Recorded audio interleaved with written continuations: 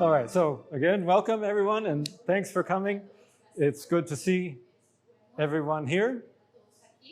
And today, I want to talk about midnight in heaven, when the heavens show what midnight is. So we're going to come to that, but first we have to take some steps to get there. We've been talking in the last weeks about God's voice, how he speaks to us from heaven. And if we look in the Bible, in the very beginning, in the creation account,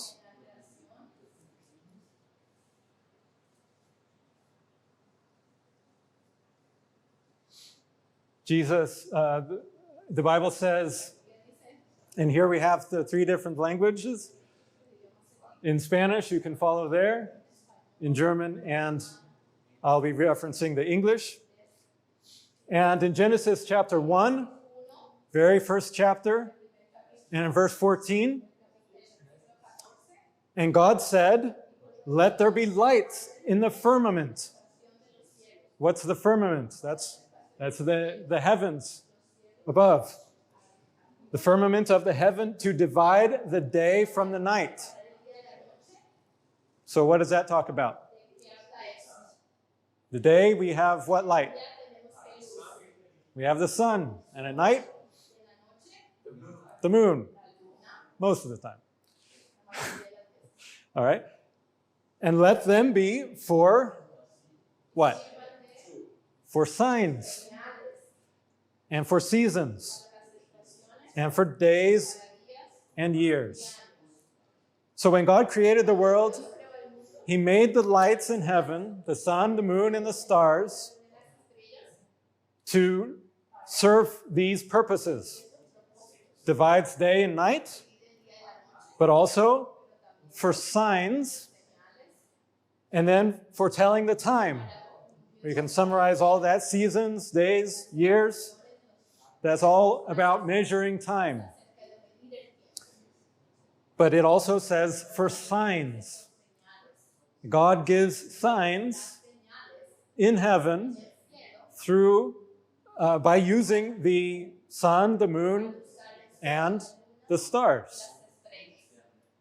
Now, sometimes we think, oh, that's astrology. It sounds weird.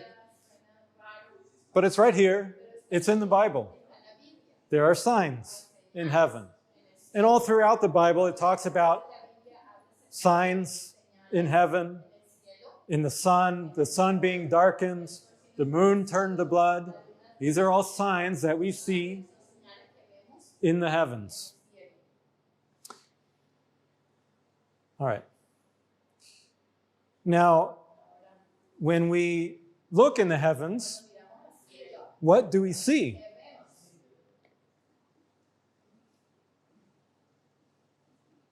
Okay, so here is something you might see on a clear day. You look out, you see your scenery, and there's the sun. Okay, that's not much to look at, right? What happens when the sun sets? Oop, then it goes dark, right? Usually not quite that fast. All right, and then we see the moon, and it's dark, and you see the stars. Now, I want you to imagine, back when God created the world, there wasn't a lot to do. There weren't even these lights in the houses. When it got dark, what did you do? You weren't tired yet, because a lot of times it gets dark earlier. So you'd probably want to look at the stars, and the stars are something that always brings wonder, awe, and amazement. Everybody, every child wonders, what are the stars? Why do they twinkle? And imagine God, he created this world, And he's like a father, especially to Adam and Eve. It says he walked with them in the garden, so he was much more present with them. Today, he seems more distant. We don't see him. Thankfully, we have prayer, so we can speak to him. But in that time, he was present with them, like a father.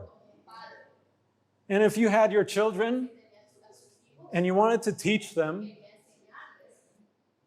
you need, what do you have in a classroom? In a classroom, you usually have what up front? There's a big board up front, and you have chalk or markers or whatever, depending on what kind of board it is. Right? Good. So that's how God is. He's a teacher. He's a father who wants to teach his children. And his board, instead of being in front, is the whole of the heavens. And so he made all the stars. And like when you're looking at clouds, you see shapes, and you say, oh, that looks like a man. Oh, I see a face. Oh, look, there's a dog. You see different things. And so God uses the same thing with the stars. The bright stars those stars, they kind of look like maybe a person or an animal. For example, we have something like this. We can use the program to kind of help us. It's harder when you're pointing and, oh yeah, that star and that star. But we can draw the lines between them. And then you can imagine. And if I pull this around, you can see in different parts of the sky. What does this look like? Maybe you look at it one time from another way. You say, wow, you can kind of see a person there, maybe pouring out some water. Here's his legs.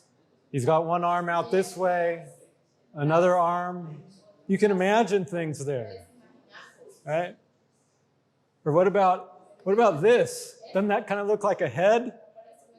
And there's some ear or something there, and a body.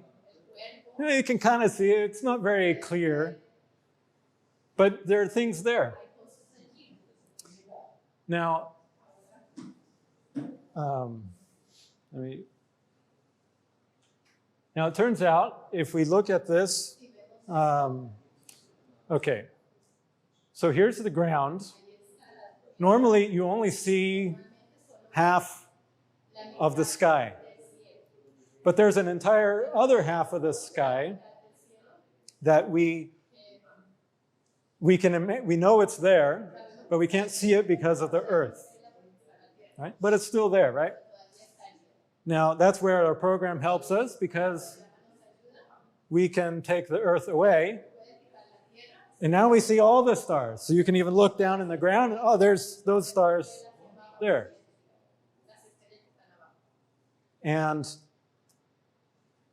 if let me just put a line here. Here's a line that we can draw, and this shows us the path, because the path of the sun. Because every day, the stars move a little bit. When you look out at the same time every night, that's why they tell the seasons. Because in the wintertime, you see one set of stars, but in the summertime, you see the other set of stars, right? And this line shows us where the sun is in any given time, right? So with the program, we can look around, and that kind of gives us, it's not just the sun, but you see there's also other planets around here. And They all follow that same line, more or less. The sun follows it exactly, and the other planets, they kind of more or less follow it. And with it, just that line of those planets, God teaches us different things. Now, how does he do that? They're like pointers. He highlights that one place. He says, oh, here's where the sun is. Look here. What does that look like? And then he tells a story about that. He said, well, and a lot of times you have to turn yourself upside down. Well, that kind of looks like you can see a cat. Here's the head looking that way, lying down. Here's the tail. All right?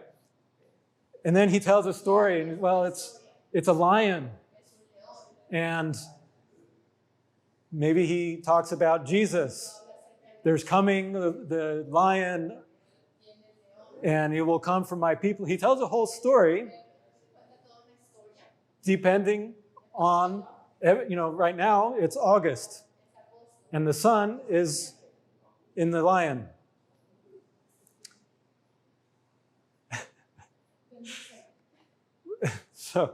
So sorry, it's September. But the sun is still in the lion, all right? So at any time of year, you have different stories. Your children, a lot of times, they want to hear the same stories over and over again. You repeat them, right? So every year, God has his storybook turning around the world. And every night, you can look out and he would talk about the different stars, point out the different pictures. And there's a Bible verse that is very interesting. It comes from Psalm 147 and verse 4. It's talking about God and how it says, he telleth the number of the stars. He knows how many stars there are, but more than that, it says, he calleth them all by their names. So that means the stars have names. Who gave the stars names? Now again, imagine God with his creation. He's telling the stories. And then he says, see that star? That means this. And he gives a name for it. And that way you can become familiar, his children would become familiar with the story. Now, over many, many years and millennia, a lot of those names we've lost. But there are still quite a number of names of stars that we know from ancient times. And ultimately, we have it in the Bible that they have names. So God gave names to the stars. And the more ancient the name is, the more likely that it comes from what God actually was teaching by naming those stars. Of course, we can't be completely sure when we have the name of a star, whether it was God that gave that name or just somebody later gave it a name. But when we see how they all tell a story, it becomes clear, all right? So that's kind of how God tells the story through the stars. But he also uses the planets, because the planets are basically, especially in ancient time, they look just the same. The only difference between the planet and the stars, when you look out at night, the planets are often brighter, some of them, Like Venus, for example, is very bright, but they move. Now, you don't see them in the night moving, but night after night, when you look at the same place, you say, hey, that one's a little bit moved over. And the next night, it's a little further over and further and further. And as we look from night to night, you start to see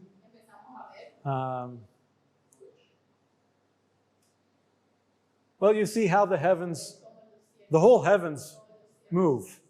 They turn. And then as you're looking every night, it looks a little different.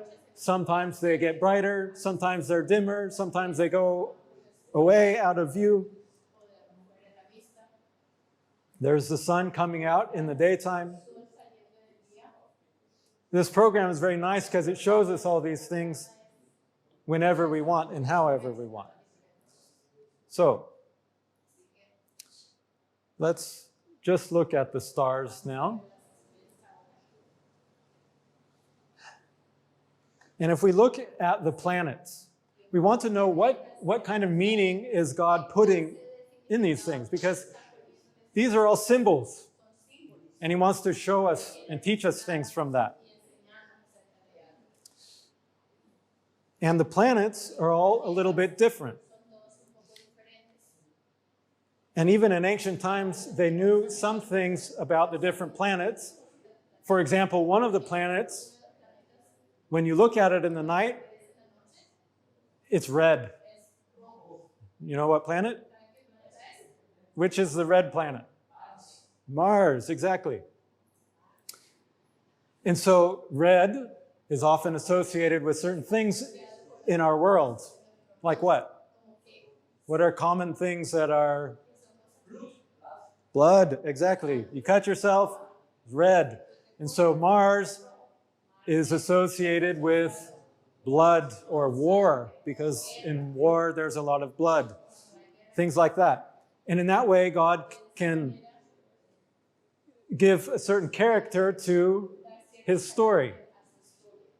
Depending on where that red planet is, he tells a different part of the story. Okay.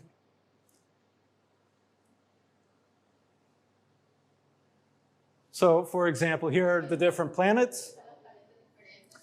Jupiter is the biggest planet, and we'll look at that again a little bit later, but it has these bands on it, stripes on the planet, and if you have a nice enough telescope, you can actually see those. And there's the Mars, the red planet. So every planet has its different character that it brings to the story that God is teaching.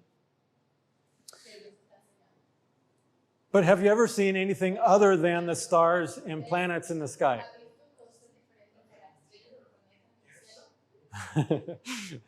Sometimes there are other things.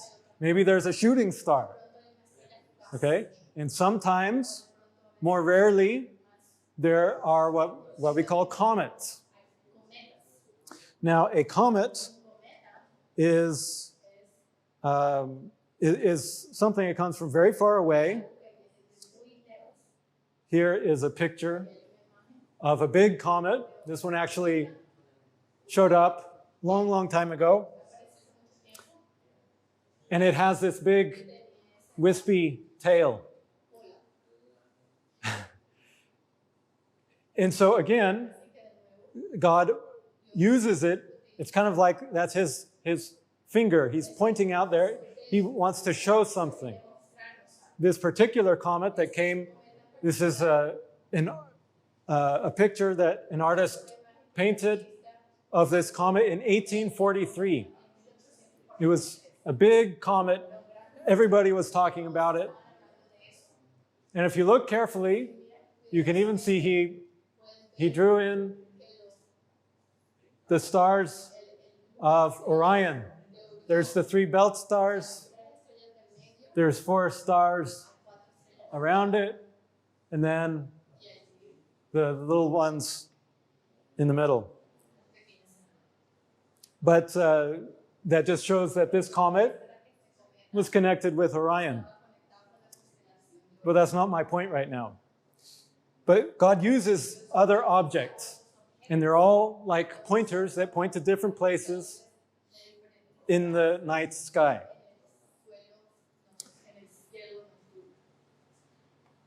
Now, these comets, they don't have to follow the line of the sun.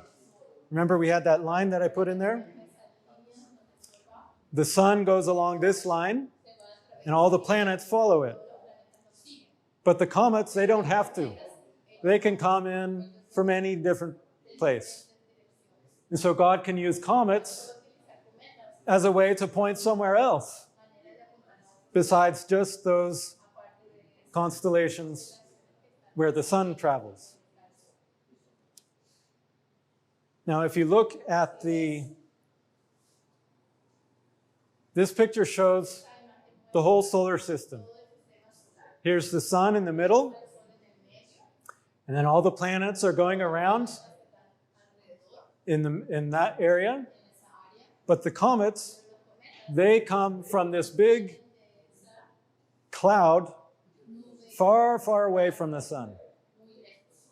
And this is like the path of one, coming way far, far, far away.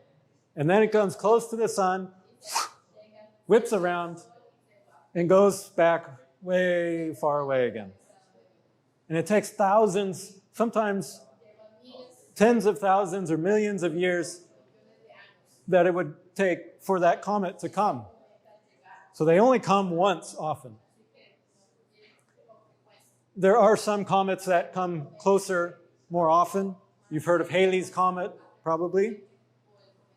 At least in the north, we have Halley's Comet. And it comes every so many years. Those are closer comets. But there are the comets that come once, and that's it. They come from this cloud that's far, far away. It's the furthest thing away from the solar system that can still be called part of our solar system. All right. And they call this a cloud.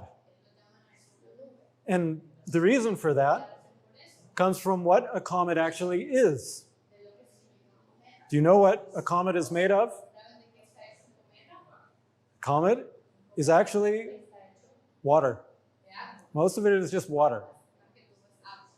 Okay, but it's very far away, and so the sun isn't there to give it any warmth, so it's really ice. They're just ice stones that come, and as they come closer to the sun warms them up, and some of that ice comes off. And that's why they make that cloud, and they look beautiful. It's because of all the water that's coming off of that ice core. And a cloud, of course, in the sky is also water. It's made from water drops. And even our clouds are often cold enough. If you were actually to go there, it's cold. And they are often ice crystals in the clouds. So when we talk about comets, they're represented by clouds. And we even call it a cloud. And those comets come from the big cloud, which is called the Oort cloud, named after an astronomer who had the idea. So I want to talk about a special comet that we've learned a lot from. Now, I have a video that I want to play.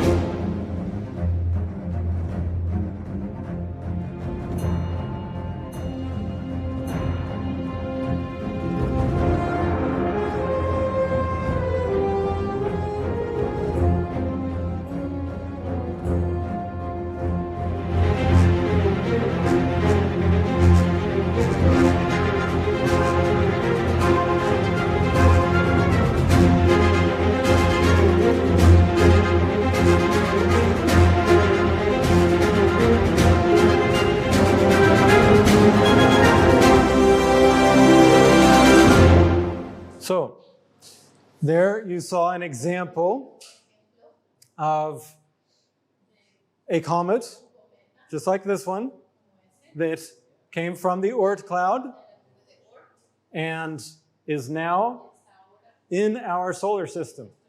So we can see it. It's been observed. And for those of you who were able to see what was written in the video, it has many very interesting characteristics. For example, it was discovered on a special day. Who caught it from the video?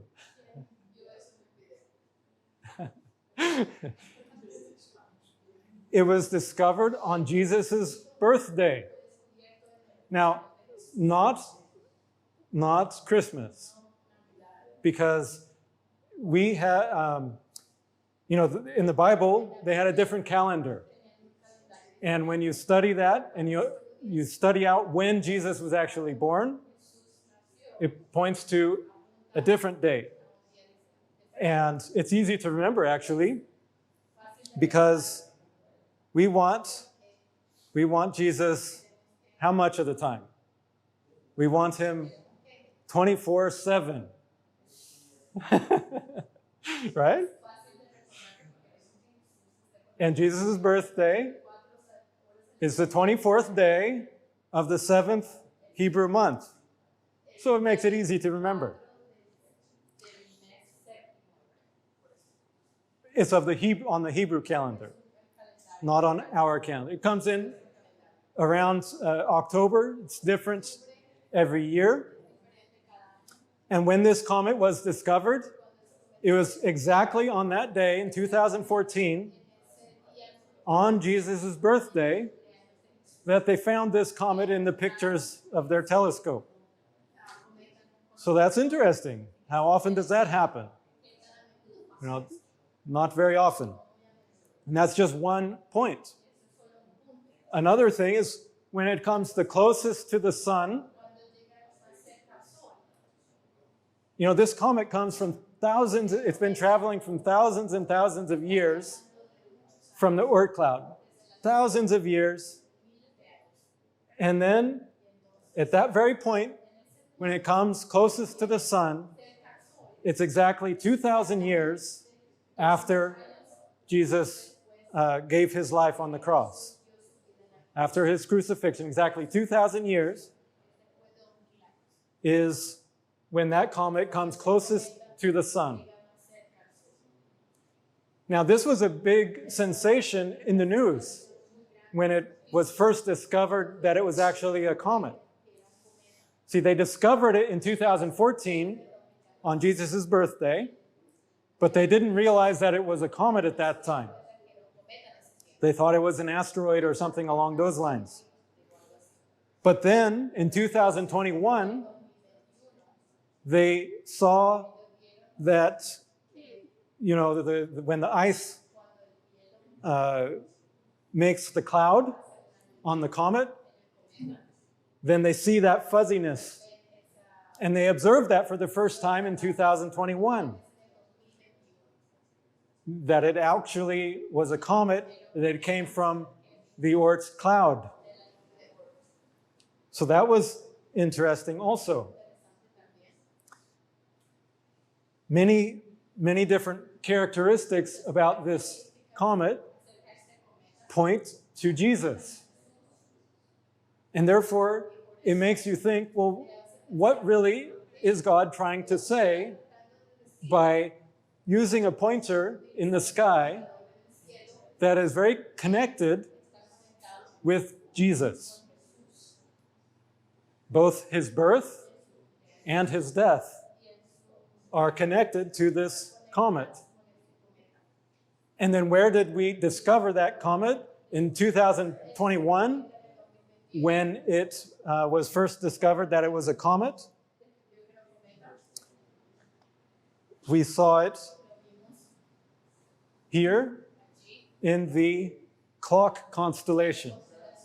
Now, we've put a picture here just to illustrate a little bit clearer, because a lot of times you just see these three stars, but you can imagine it. You can imagine the picture. And what time on the clock is it pointing to? One of the kids could answer that.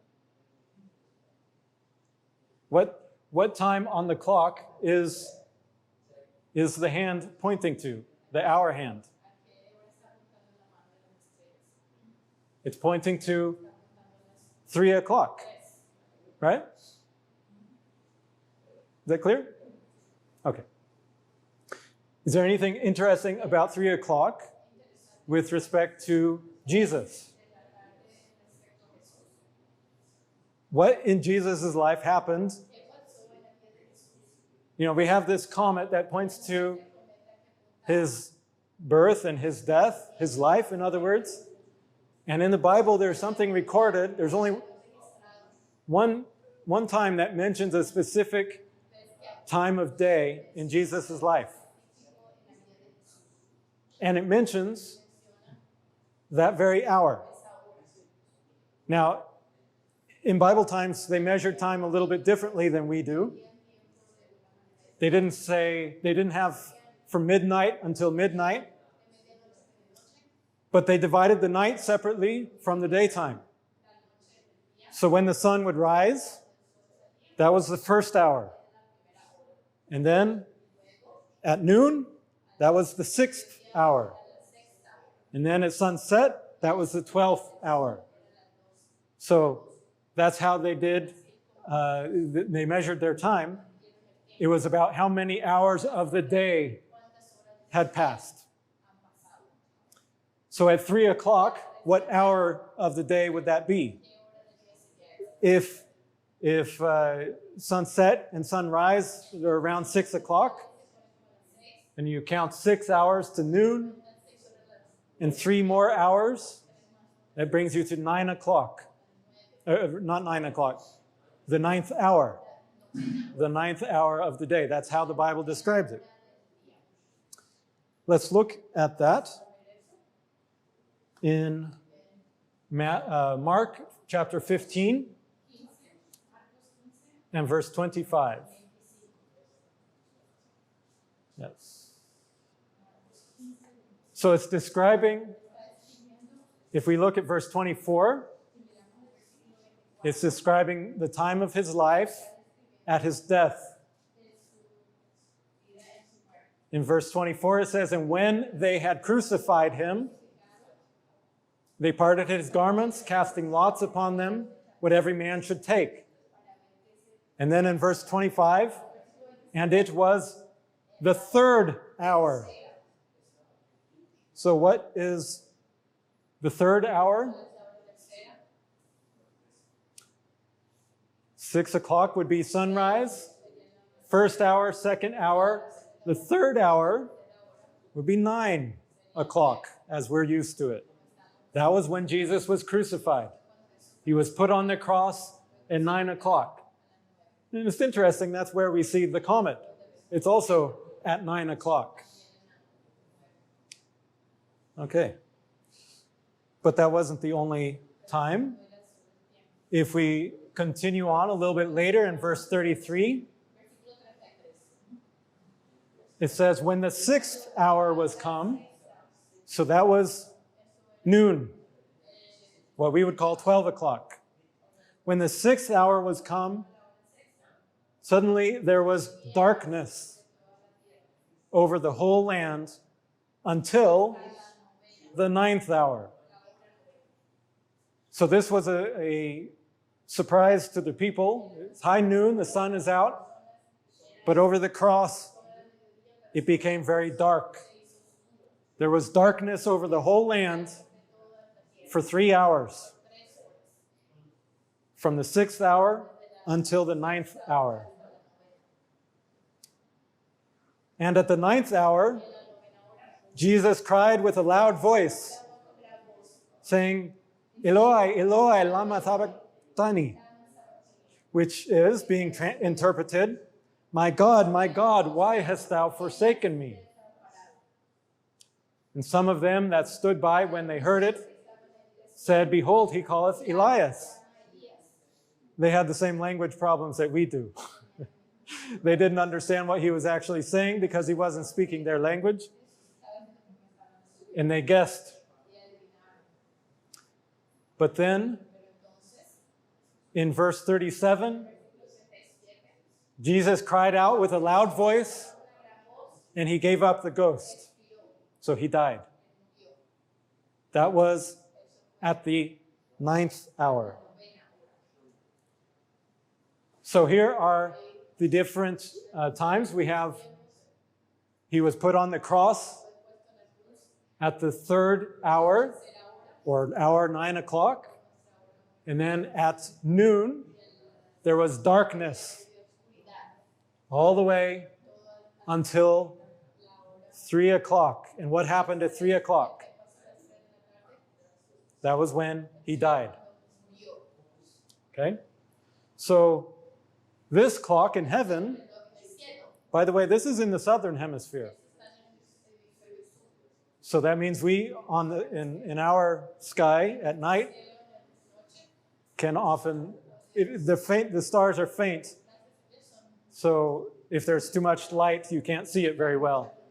But it can be seen from in our night sky. But this clock is pointing to the hour that Jesus died. So this adds to the special things that we saw about the comet, because not only was this comet discovered on Jesus' birthday, it comes closest to the sun 2,000 years after his death, but also it's in the clock that points exactly to the hour of his crucifixion. All right? And if we look at the path of the comet, this shows where the comet has been and then where it's going. Okay, as of 2021, this is when it was first discovered to be a comet. Now it's already out here somewhere. It's already coming out of the clock. And these 3 loops took place, the comet moved across that loop over the course of an entire year.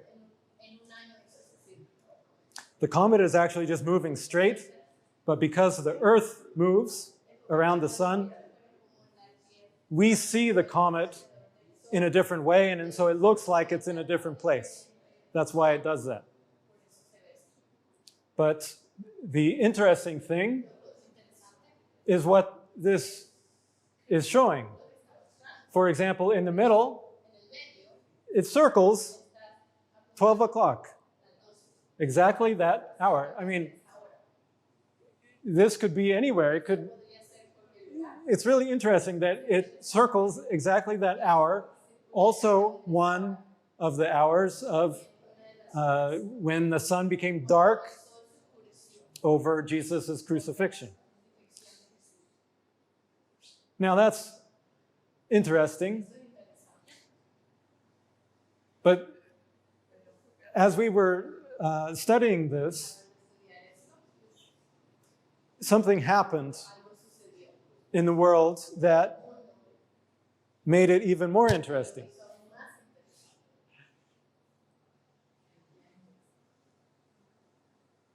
Maybe you even remember it.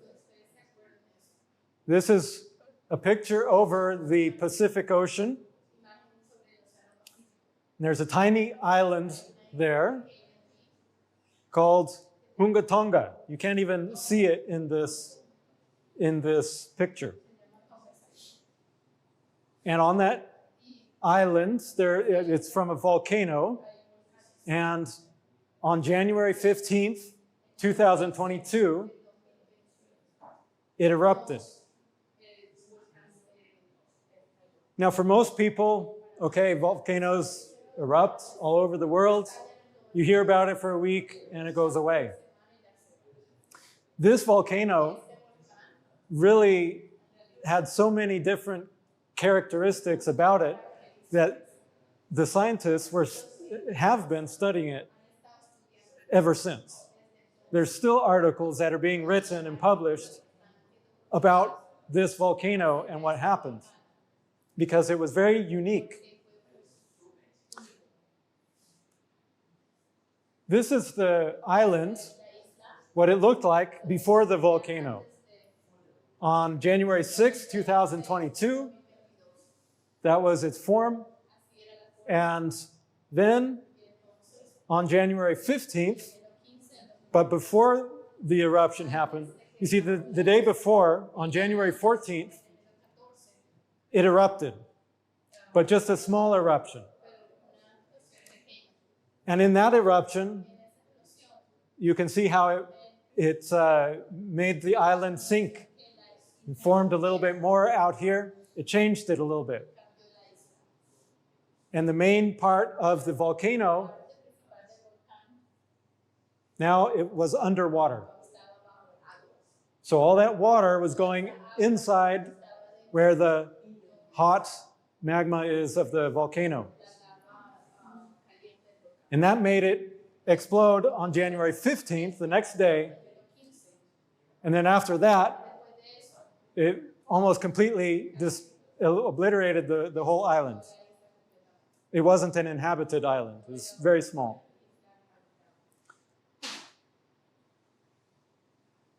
So it blew out a lot of water because it was from under the sea.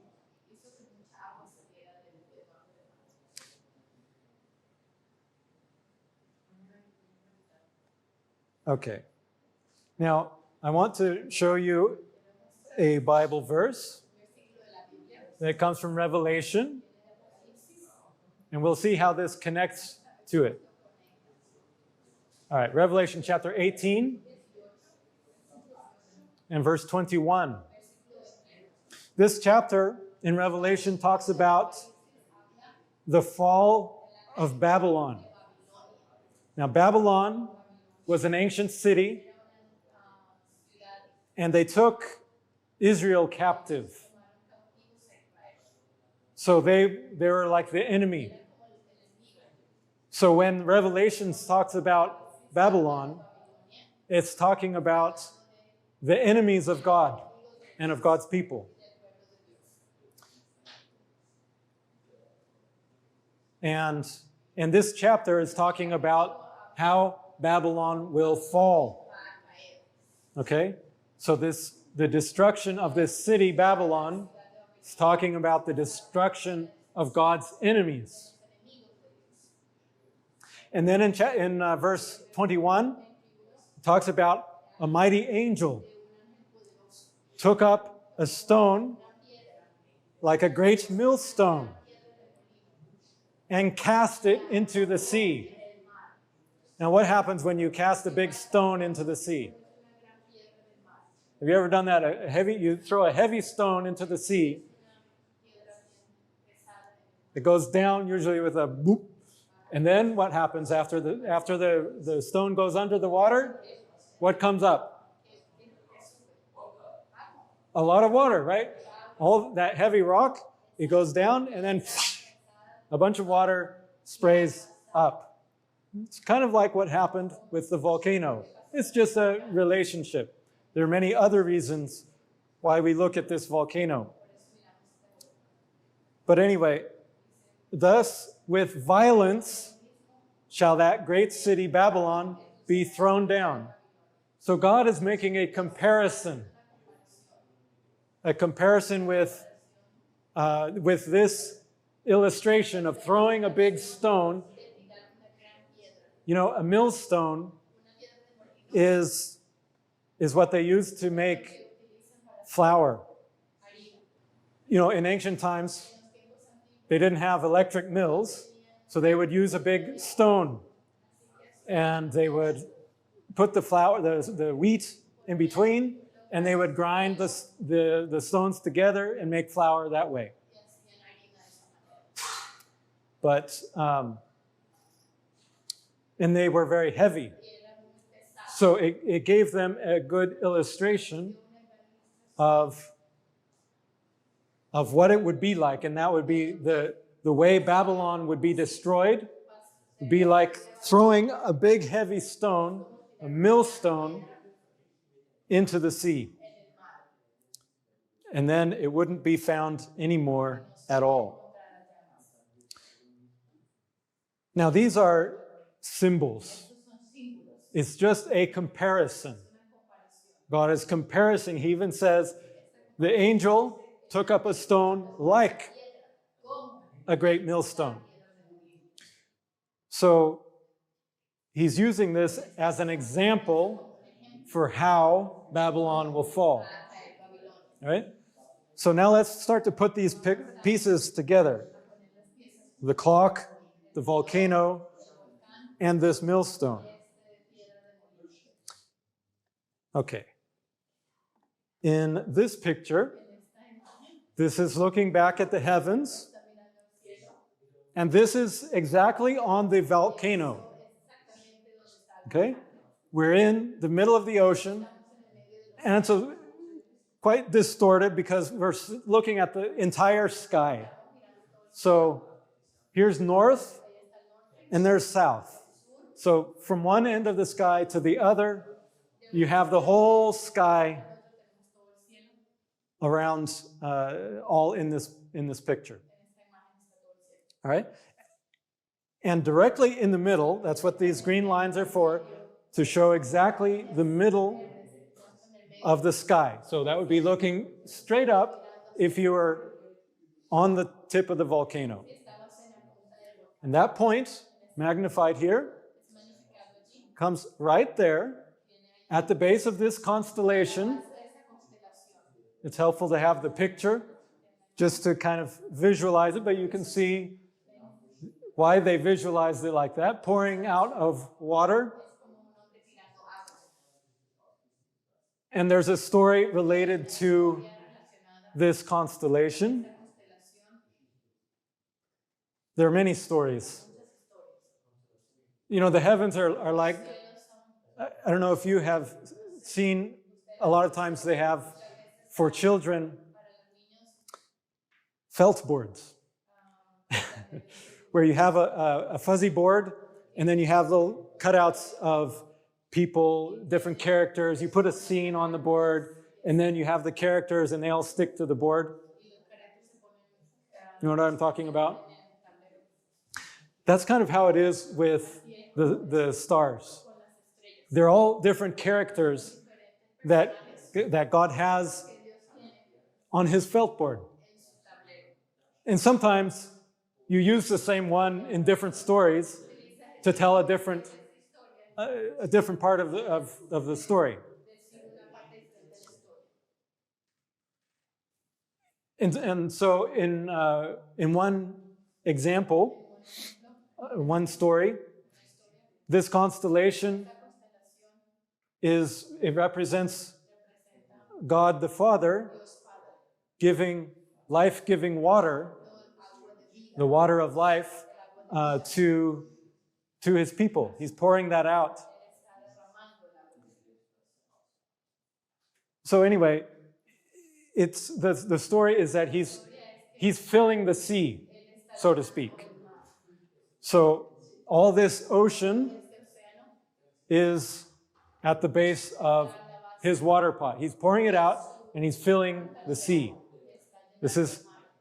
He's called Aquarius because he's filling the sea. Now, at this very time, when the volcano erupted, there was another comet at the top in the water pot. And we were following that comet, watching what was happening because we recognized it as coming into the sea because of its position. It had come into Aquarius.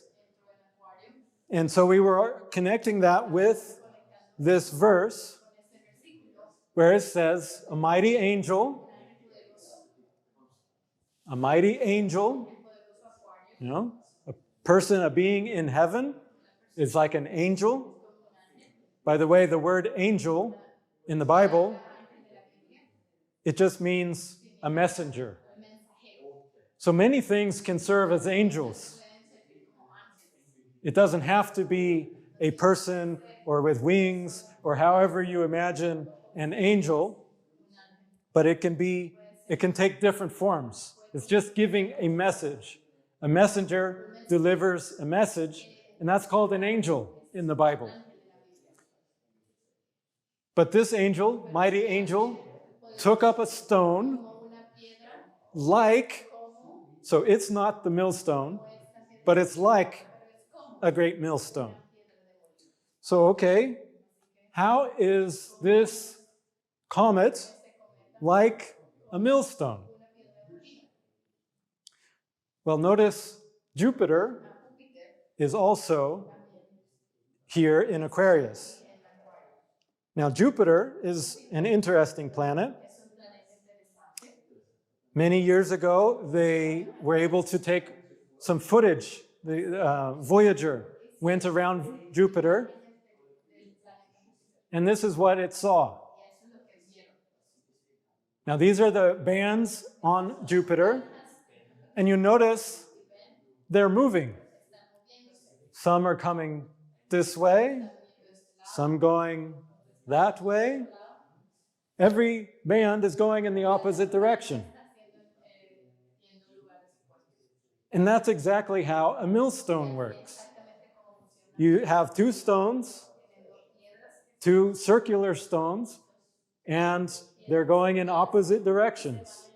Okay? Usually the one is stationary and you turn the other one, but it's the same effect. But you get the idea. It's like a millstone. All right? So that is what gives this comet the character of a millstone. It's like, in the same area, a millstone. Okay? So here we have a symbol that connects to this verse in the Bible. We have the mighty angel taking up a stone, Aquarius taking up the comet like a great millstone. Jupiter is it's the biggest planet, the great millstone, and cast it into the sea. And here's the stone at the water pot being cast into the sea. And this is at the very moment when a big eruption happens in the sea. Yeah. And then it gives the comparison, and this is important. It says, "Thus with violence shall that great city Babylon be thrown down, and shall be found no more at all." So Babylon, again, represents God's enemies. And God is using this volcano that happened at this time as an illustration to say, like this, Babylon is going to fall. So now let's connect that to the clock. Okay. So here is our comet, the one we saw the video about, that's connected with the Son of Man. Now I've put a cross there because this points to the hours. We saw how the comet is coming in at the hour when Jesus was put on the cross.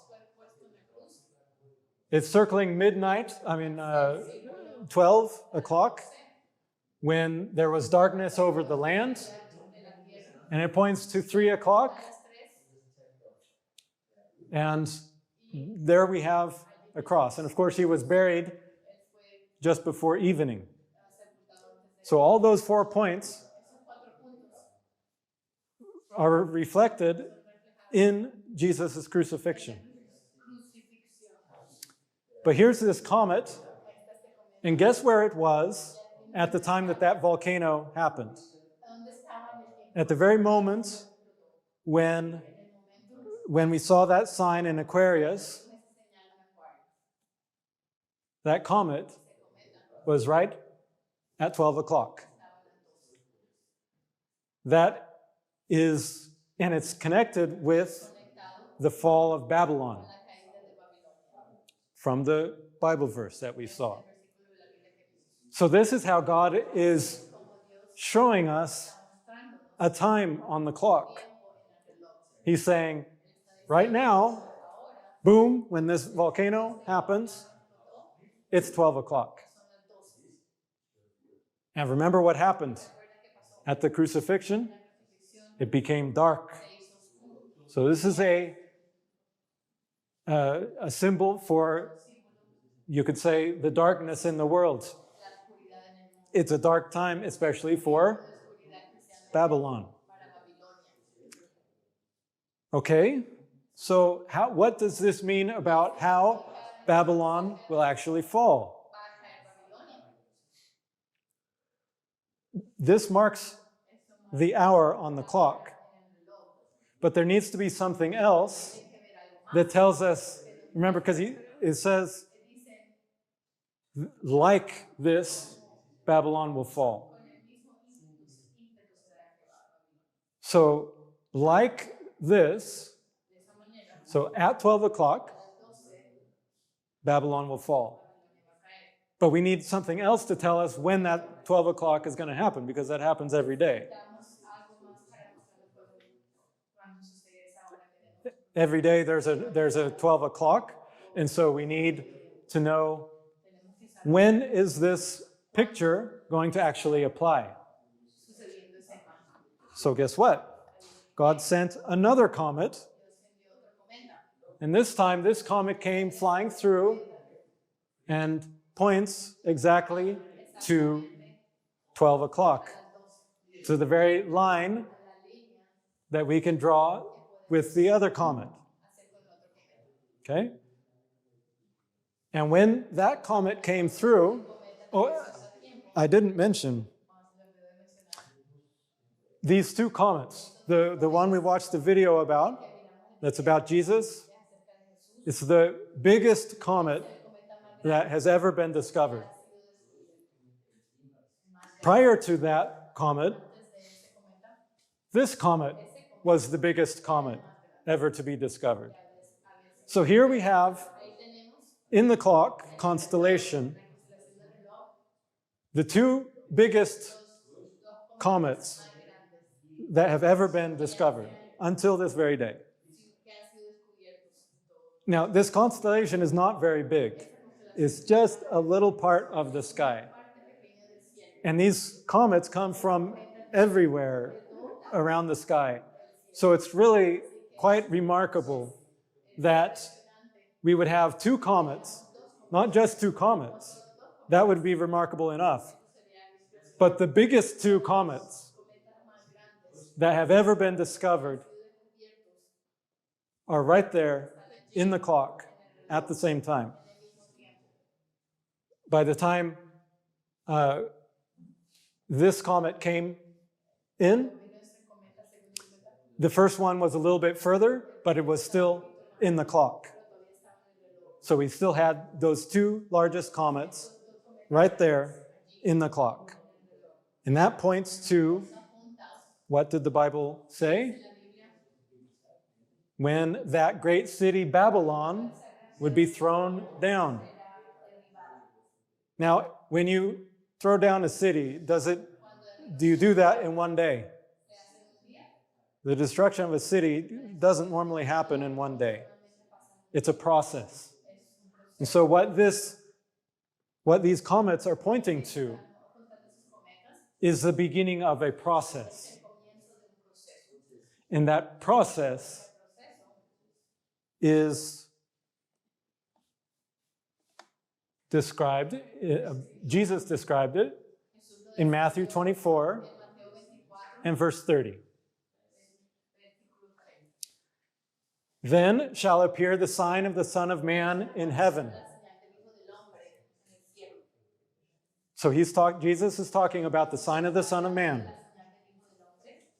And then immediately after he says, then shall the tribes of the earth mourn.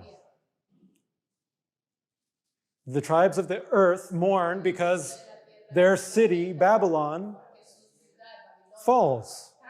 Right? Now, if you don't believe me, then let's look back at Revelation 18. Because in this chapter, if we look earlier, the whole chapter is talking about the fall of Babylon. And it talks about 3 different classes of people. Starting with verse 9. And in verse 9 it says, the kings of the earth who have committed fornication and lived deliciously with her, I won't talk about that, they will bewail her. They lament for her. So they're mourning. That's what Jesus was talking about. Then you'll see the sign of the Son of Man, and you will see the tribes of the earth mourning. All right? They're lamenting for her when they see the smoke of her burning. Okay. And then it talks more about that. Then it talks about, in verse 11, the merchants of the earth. And the merchants of the earth shall weep and mourn over her. For no man buyeth her merchandise anymore. And then we go down further. Okay, yes. It says, for in 1 hour, so great riches is come to naught. And every shipmaster, there's the 3rd group of people, and all the company in ships and sailors, and as many as trade by sea, stood afar off. And what did they do? They cried when they saw the smoke of her burning, saying, what city is like unto this great city? And it's all talking about Babylon. So in this chapter, it's describing exactly what Jesus was talking about in Matthew 24, when he said, if I can get there, when he said, the tribes, then shall all the tribes of the earth mourn. That's pointing directly to Revelation 18 with the fall of Babylon. So that happens as the sign of the Son of Man appears in heaven. So at this time that we see on the clock, okay, when this comet came, it was in March of 2023. And that is exactly when the sign of the Son of Man appeared. So I'm going to show you the sign of the Son of Man.